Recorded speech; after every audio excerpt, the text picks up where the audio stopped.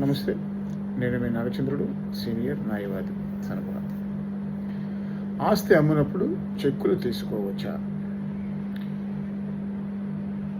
ఒక కేసులో విషయం ఏమిటంటే, ఒక వ్యక్తి తన అవసర నిమిత్తం ఒక అగ్రికల్చరల్ ల్యాండ్ అమ్మినాడు.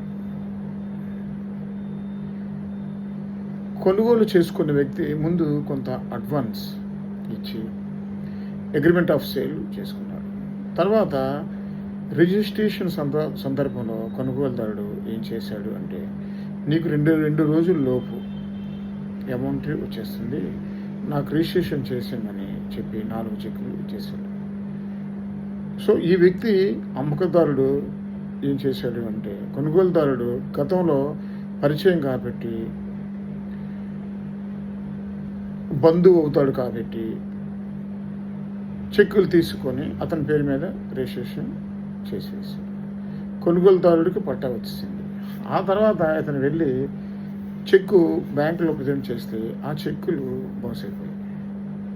మిత్రులారా, ఇలాంటి సందర్భాలు మీరు వస్తే నష్టపోయే ప్రమాదం ఉంది. కాబట్టి ఎప్పుడైనా మీ ఆస్తులను అమ్మేటప్పుడు అవతల వ్యక్తుల నుండి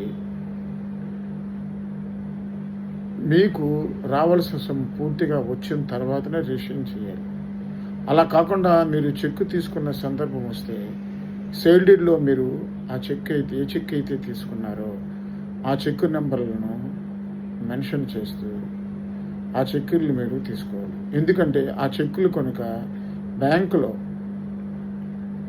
చెక్ బౌన్స్ అయితే వాటిని ఆధారంగా తీసుకొని మనం suit for compensation of sale deed అనే కేసు 3 సంవత్సరాల్లో ఫైల్ చేసి ఆ సేల్ డీడ్ని క్యాన్సిల్ చేసుకునే హక్కు మనకి ఖచ్చితంగా